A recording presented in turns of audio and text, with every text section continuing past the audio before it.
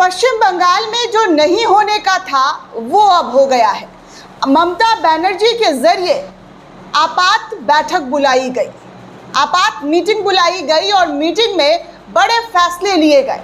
इस फैसले के बाद अमित शाह इतना डर गए हैं कि एफआईआर तक कटवा दिया गया है। जी हाँ दोस्तों, पश्चिम बंगाल में बवाल थमने का नाम नहीं ले रहा है। जब से भारतीय जनता पार्टी की पूरी टीम, पूरी सत्ता बंगाल में विराजमान हुई है, तब से लेकर अब तक हर दिन कोई ना कोई बवाल, कोई ना कोई हिंसात्मक तस्वीरें यहाँ पर देखने सुनने को मिल रही है। अब ऐसे में पश्चिम बंगाल में ममता बनर्जी पूरी तरीके से हारने के बाद जीत को फिर से अपने पाले में करना चाहती हैं। इसके लिए पूरी तैयारियां जोरों शोरों से अभी से ही करना शुरू कर दिया गया है। इसे कहते हैं दोस्तों विपक्ष, कि सत्ता में बैठे हुए लोगों की कुर्सियां कैसे हिलानी है, कैसे उनकी कुर्सी को पूरी तरीके से तबाह करना है, उनका पॉलिटिकल करियर बर्बाद करना है। इसको लेकर कोई ममता बनर्जी से सीखे। ममता बनर्जी ने हारने के बाद कोई ऐसा दिन नहीं है जब वो शांत बैठी हूँ। हर दिन कोई ना कोई नया कदम उठाते हुए नजर आ रही हैं। अब तक अगर आपने देखा होगा तो कई ऐसे कड़े कदम ममता बनर्जी के जरिए उठा लिए गए हैं जिससे भारतीय जनता पार्टी की हालत पस्त हो चुकी है। चाहे ममता बनर्जी खुद को एक्स सीएम लिखने से इनकार कर रही हो, इस्तीफा देने से मना कर दिया हो, या फिर हाई कोर्ट में खुद वकील बनकर अदालत पहुंच गई हूँ, जिरह करते हुए नजर आ रही हूँ, सबूत पेश करते हुए नजर आई हूँ। अब दोस्तों ममता बनर्जी के जरिए एक मीटिंग बुलाई गई। इस मीटिंग में ममता बनर्जी का सीधा साफ संदेश पता है दोस्तों किसको था? विपक्ष को नहीं था, बल्कि अपनों को था। सत्ता में बैठे हुए लोगों को नहीं, बल्कि सत्ता से बाहर हुई ममता बनर्जी अपने पूरे विधायक, पूरे नेताओं को बुलाती हैं और साफ तौर पर कहती हैं कि जो पार्टी छोड़ना चाहते हैं वो स्वतंत्र हैं, वो आज़ाद हैं। जो टीएमसी को इस वक्त छोड़ना चाहते हैं वो स्वतंत्र है, अपनी मर्जी से आप पार्टी को छोड़ सकते हैं। बंगाल में हार के बाद पहली बार टीएमसी नेताओं की मीटिंग पर ममता बनर्जी का ये स्टेटमेंट सामने आया। एक महिला लीडर देखिए कितनी ताकत के साथ उठती हैं और उठने के बाद अपने नेताओं को साफ संदेश दे देती हैं कि भाई आपको रहना है तो रह सकते हैं, छोड़कर जाना है तो आप जा सकते हैं, आप स्वतंत्र रूप से आज़ाद हैं, अपने फैसले खुद ले सकते हैं। इससे पहले कुछ टिप्पणियों की वजह से ममता बनर्जी ने अपने नेताओं पर कारण बताओ नोटिस तक जारी किया था दोस्तों। और अब पश्चिम बंगाल में ममता बनर्जी हार को कैसे सामना कर रही हैं, इसका एक बार फिर से एक अंदाज़ा, एक नज़रिया देखने सुनने को मिला। कहा जा रहा है कि आज़ादी के बाद पहली बार शुभेंदु अधिकारी के नेतृत्व में बीजेपी की सरकार बंगाल में बनी है। ममता बनर्जी ने शुक्रवार को टीएमसी नेताओं के साथ एक आपात बैठक बुलाई और उन्होंने अपने उम्मीदवार और उम्मीदवारों में जो कार्यकर्ता हैं, जो नेता हैं, उनको फिर से खड़ा करने की अपील की है। ममता बनर्जी ने कहा है कि जो लोग पार्टी छोड़कर जाना चाहते हैं अभी चले जाएं, वो ऐसा करने के लिए पूरी तरीके से आज़ाद हैं। कालीघाट में अपने घर पर तृणमूल उम्मीदवारों के साथ बैठक में ममता बनर्जी ने हाल के विधानसभा चुनाव में हार के बावजूद पार्टी संगठन को कैसे खड़ा किया जाना है, इसकी पूरी तैयारी अभी से ही करनी शुरू कर दी गई है।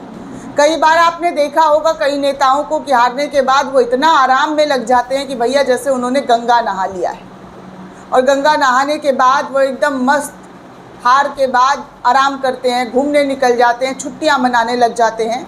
लेकिन यहाँ पर ममता बनर्जी के साथ ये सब देखने को नहीं मिला दोस्तों। वो पार्टी को खड़ा करने में लग गई।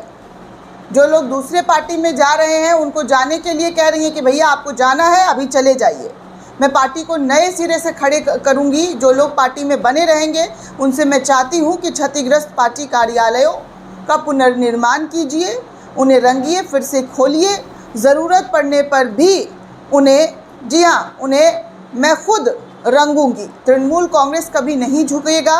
जनादेश लूटा गया है और इस लूट का वो पूरी तरीके से पर्दाफाश करेंगी। चुनावी नतीजों में दोस्तों आप सभी को पता है कि क्या हुआ और किस तरीके की सीटें सामने आई। 294 सदस्य विधानसभा बंगाल में सीट था, जिसमें भाजपा को दोस्तों 207 सीटें मिली हैं तो टीएमसी को 80 सीटें मिली हैं। इसके बाद आप सभी को पता है कि ममता बनर्जी अपनी दोनों सीट हार जाती हैं, दोनों सीट। सोचिए, एक नेता के लिए इससे बड़ी बात क्या होगी कि वो जिस सीट पर लगातार जीत रही थी वो हार जाती हैं। इसके बाद उन्होंने 100 सीटों पर हारने की जो लूटने की बात भाजपा पर लगाई, चुनाव आयोग पर लगाया और कहा कि कैसे जो है चुनाव आयोग लूट कर भारतीय जनता पार्टी को 100 सीट देते हुए नजर आई हैं। दोस्तों, आपको बता दूं कि ममता बनर्जी को लगातार अपनी पार्टी के लोगों के बारे में पता चल रहा था। उनको समझ में आ रहा था कि कोई नेता हैं, जो कुछ लोग हैं वो मौका परस्त हैं, दल बदलने के लिए तैयार हैं। और इससे पहले कि वो दल बदले, उन्होंने पहले ही उनको कह दिया है कि आप जाना चाहते हैं आप जाइए, जो करना चाहते हैं कीजिए। कहा जा रहा है कि कांग्रेस की बैठक में जिया की ओर से बैठक के बारे में लिखा गया कि आज हमारी अध्यक्ष ममता बनर्जी और हमारे राष्ट्रीय महासचिव अभिषेक बनर्जी ने कालीघाट में हमारे उम्मीदवारों से मुलाकात की है, बातचीत की। उन्होंने अकल्पनीय अत्याचारों और निरंतर धमकियों का सामना करते हुए अद्वितीय साहस के साथ चुनाव लड़ने को कहा है कि उन्होंने ये चुनाव तो लड़ा है, लेकिन आगे भी ये लड़ाई जारी रहेगी। पार्टी के अंदरूनी सूत्रों ने बताया है कि ममता बनर्जी ने इस बैठक का इस्तेमाल चुनाव लड़ने वाले उम्मीदवारों का मनोबल बढ़ाने के लिए ये मीटिंग बुलाई है, जिसमें साफ तौर पर ये कहा जा रहा है कि बंगाल में अब भयंकर तरीके का परिवर्तन देखने को मिल सकता है। क्योंकि यहाँ पर एक होता है ना कि विपक्ष कमज़ोर होता है, लेकिन नहीं, यहाँ पर सत्ता पक्ष के सामने विपक्ष सत्ता पक्ष से ज़्यादा मजबूती के साथ लड़ाई लड़ रहा है। वैसे आपको बता दूं दोस्तों, तो हमारे अमित शाह भयंकर तरीके से डर गए हैं। किससे? तो टीएमसी के सांसद अभिषेक बनर्जी से।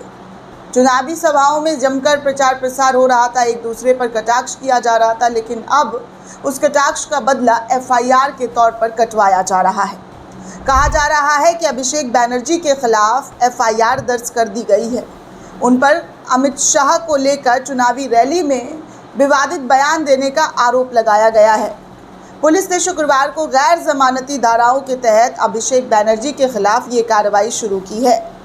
राजीव सरकार नामक व्यक्ति की शिकायत पर विद्यानगर साइबर क्राइम विभाग में एफआईआर लॉन्च की गई है। शिकायतकर्ता ने आरोप लगाया है कि अभिषेक बनर्जी ने अमित शाह और अन्य भाजपा नेताओं को धमकी दी थी।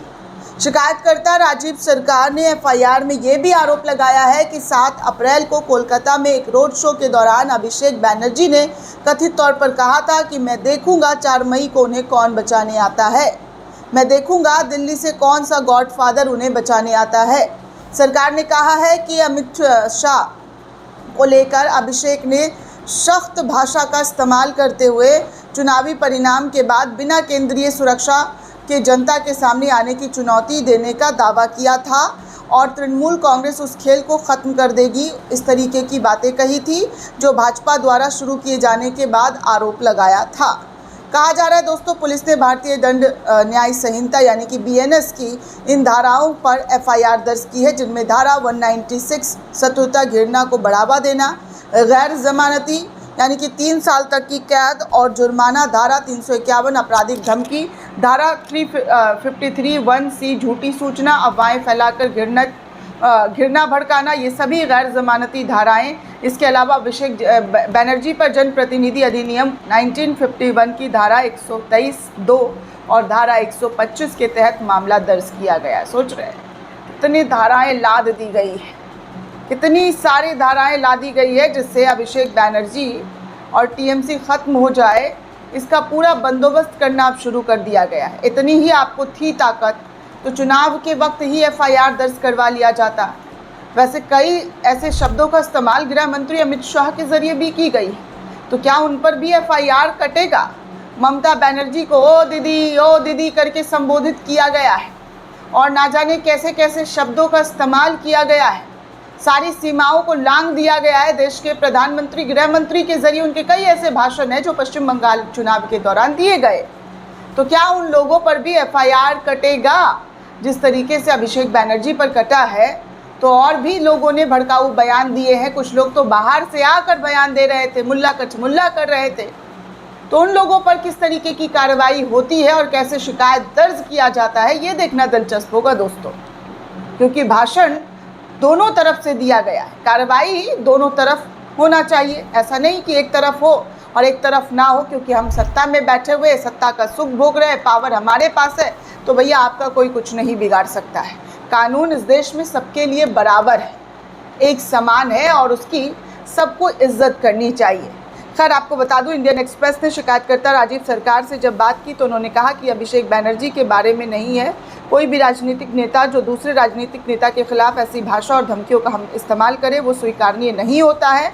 और 5 मई को बगुआटी थाना में गया था, उन्होंने मुझे साइबर क्राइम ब्रांच जाने को कहा। फिर मैंने 5 मई को विद्यानगर साइबर क्राइम में विभाग में शिकायत दर्ज कराई है। शुक्रवार को मुझे सूचित किया गया है कि एफआईआर दर्ज कर ली गई है और अब कार्रवाई की जाएगी। दोस्तों, इस पूरे मामले पर टीएमसी पर की तरफ से इस पर कोई भी आधिकारिक टिप्पणी नहीं की गई है, लेकिन टीएमसी प्रमुख ममता बनर्जी की ओर से लगातार मोदी, शाह और भाजपा का विरोध ज़रूर जारी है। दोस्तों, ये पूरी रिपोर्ट आपको कैसी लगी हमें कमेंट करके ज़रूर बताइएगा। साथ ही साथ चैनल को ज़्यादा से ज़्यादा लाइक, शेयर और सब्सक्राइब करना बिल्कुल भी ना भूलें। शुक्रिया दोस्तों।